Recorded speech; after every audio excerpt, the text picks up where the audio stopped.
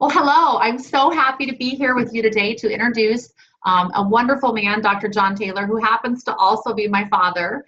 And today we have such a great topic that he's going to be sharing with you, and that's the topic of anger. And I think anger is so misunderstood, of why we have it, the purposes of it, and that sometimes it's an important thing not only to understand, but to really monitor. And Dr. John Taylor today is going to teach you some wonderful tools and help you awaken to how anger works and how you can help yourself and your child navigate this in a much more healthy and better way. So I'm going to turn it right over to Dr. John Taylor. Go ahead and take it away. Hi, welcome. I'm so glad you could be with us today. Anger is a very difficult issue. If you go to a library and get 10 different books on anger, you're going to find 10 different theories. And in my years of experience with anger, I've helped many people get rid of built up anger with deep, powerful psychotherapy procedures. And I've learned a lot about anger. I want to help you today put anger in a better picture frame. Understand it in a way that you can convey to your child. It becomes meaningful, helpful, not something evil. I think the worst thing you can do is tell your child you shouldn't be angry. And there are lots of reasons for that. And I'd like to help you today get a hold of anger as an issue, as a process, why it's happening, what its purposes are, so you can explain those to others, and even in your own life, you can manage it a little better. So I hope this is going to be really helpful for you. And I'd like to start with the idea that anger itself is a response to hurt. It is a self-protection mechanism. I would nor ask you to not be angry than to say, don't have an immune system. Don't protect yourself. So if we pull anger into this level of wisdom, we take it out of the world of shame and blame, and you shouldn't feel that way. How dare you be angry, etc. Anger can do a lot of damage.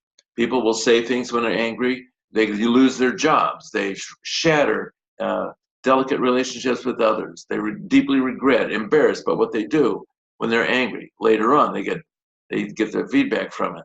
So I want to help you manage that a lot better and help it come into the range of something your child can really understand and take hold of better and use as a positive aspect of living and use it for its intended purpose. You're hardwired to be angry. So is your child. All human beings are. Why? It protects us. It's a self-protection. Charlene, could we go to our first slide and take a look at that? That anger is a response to feeling some sort of hurt. It's actually it doesn't stand by itself. You're angry because you were embarrassed. You're angry because your boss insulted you. You're angry because someone stole from you. In other words, it's a response that is secondary to feeling some sort of hurt or pain. So the real deal behind anger is the hurt or pain. A lot of anger means I have been hurt a lot. And anger is a self-protection mechanism. It protects you. That's its purpose. That's why it's hardwired into your brain and your body. It is definitely emotional. There are a lot of hormones surging through your body. You're aware of that, of course, in your life experiences of when you are angry. You almost can't think straight. And it's very, very energizing. You have all this energy. You cannot sit still. You're fidgeting and moving and pacing and even punching and shouting and all those kinds of things. Anger is very, very energizing. It also makes you bullheaded. Have you noticed that? That when you're angry, you're not interested in other people's viewpoints very much. You want what you want when you want it. You're very focused, very energized, and you're all aroused emotionally. Now, underneath this emotion is logic. So there are words and logic and thoughts lurking underneath this emotional arousal of anger. Anger isn't just a runaway collection of emotional surges of hormones in your body. It is actually supported and starts with some logic, some thoughts that underlie it. Again, it's really there to protect you. It is a good guy, not a bad guy. So let's treat it that way. Let's explore that. Now it's a response to what? A secondary response to some sort of hurt. So the hurt is the primary issue. Now, hurt can be a wide range of things. You're embarrassed, someone stole from you, someone insulted you, etc. Now, let's suppose that you and I are standing next to each other on a sidewalk, and a man comes by and tromps on my foot and tromps on your foot. And you say, "How dare he tromp on my foot? What a terrible person that is," etc., etc. You're getting all upset. You look at me, and I'm calm, and you say, "Hey, Dr. Taylor, why aren't you angry?" And I say to you, "Didn't you notice? That man's blind." Now what happens to your anger? It's a whole different set of logic and thought underneath that anger, and the whole picture changes instantly. You are no longer what you would call angry. You may be embarrassed for yourself for thinking like that. You may be pitying, empathizing with the man, and so forth. So anger isn't based on what happens to us, the hurt that happens. It is actually based on our perception and mental processing of the hurt that we had. Both you and I had the same thing happen to us. We each had our foot tromped on by the same man, as a matter of fact. But two different types of emotional response to it. Why? Well, it's that logic I mentioned to you, the words, the logic underneath the anger. You don't really have to get angry if you're hurt. There are other options. And if you are hurt, there are wise ways to deal with the anger and use it for its purpose to protect you. If you are angry, what you should be doing is protecting yourself. And anger, I think the best analogy to use when you explain this to a child is that, or anybody else, or even for your own thinking, is to consider anger to be a psychological version of a smoke alarm. Now, when a smoke alarm goes off at 3 a.m. in the middle of the night there, you could do wise things or stupid things in response to that. Now, it will give you two things. It'll give you energy. You'll wake up. You'll be very energized and alert. Hormones literally would be surging through your body. And you'll be very focused. Where's the fire? What's going on? So you'll be very narrow-minded and focused, bullheaded. So just like anger, you'll have a lot of energy and to be very focused and narrow-minded and bullheaded with blinders on. To do what? Protect yourself. So you check out the fire, you might call 911, do all those smart things. And if you do, the smoke alarm will have protected you. Now that is just like anger. Anger doesn't make you do anything. Anger does not make you yell at somebody. The smoke alarm does not make you call 911. The smoke alarm allows you to choose to call 911 and gives you the energy to call 911 and the mental focusing to intend to do it on purpose and to let nothing stop you from calling 911.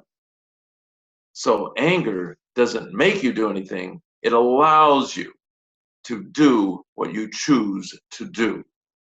What if you choose unwise things to do with that smoke alarm? You have the energy and the mental focusing, so you start dancing around the bedroom to the rhythm of the beep beep. Or you take the battery out of it and go back to bed. Neither of those will protect you. You could do them, and the smoke alarm can't prevent you from doing them. And it doesn't make you do them.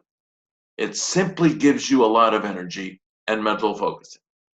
You could either play it wise or play it unwise. If you play it unwise, it will not protect you. You'll get burned up by that fire. So that is what to say about anger to your child. Let your child know if he is angry and hurt, it is okay to be angry. Now let's find out what hurt you. Let's find out what you can do about it. Use that energy. Let's find out whom you should talk to, what you should say, what you should do. Would be using that mental focusing to protect you. So if you just start there, understanding anger, everything else falls into place. So anger is not evil. It's not proof you're a bad person. It doesn't prove that you can't forgive people and so forth. There's a whole range of wise counsel and wise things to tell your kids to do with anger. And I'd like to give you those in a later mini webinar.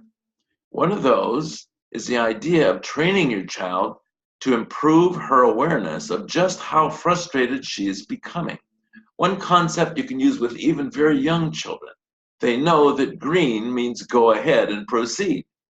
And yellow means, I better be careful. I might get angry here. Red means, I got to stop being here. This won't work for me. I got to stop this. I'm going to getting very angry very fast here. Teachers can actually ask a child, what is your anger light? And the child can say, green, I'm okay. Yellow, I'm starting to get a little worried. Red, this is really making me mad, teacher. And they can even show pieces of cardboard on a little popsicle stick that you just make in an arts and crafts kind of project. A green one, a yellow one, a red one. The child waves the color. Or a child in a classroom, when he starts to feel getting angry, waves the red one at the teacher as a signal that I'm getting angry. The teacher can come and address the issue. Same thing could work in daycare centers and so forth. But in your own home with your child, you can simply have this kind of conversation that if you're not being hurt and you're a happy camper, that means your light is green. If you are starting to feel angry at something or hurt at something, either one, then that means yellow. And if you're feeling very hurt and very angry, that means red. There's a lot more to train your child in, knowing what parts of the body they experience anger in and so forth, and managing their lives so they don't get in situations that are going to be so uncomfortable, and a little formula of exactly what to say to whom in order to stop the anger, and what do you do with all this energy. And there are lots and lots of things I want to share with you that will really enable you to handle anger a lot better. I want to help the anger not be an evil force in your life anymore. And I want you and your children to manage it a lot better. Resources that are relevant to today are I wrote a book for parents, counselors, and teachers, and daycare providers to read to instruct children in anger. It's called Anger Control Training for Children and Teens. Also, an audio CD, if you still listen to audio CDs and you're driving down the road in your car, on anger. Both of these are produced by me and designed to be helpful for you. They're on my website, the online bookstore at Parentology.Guide.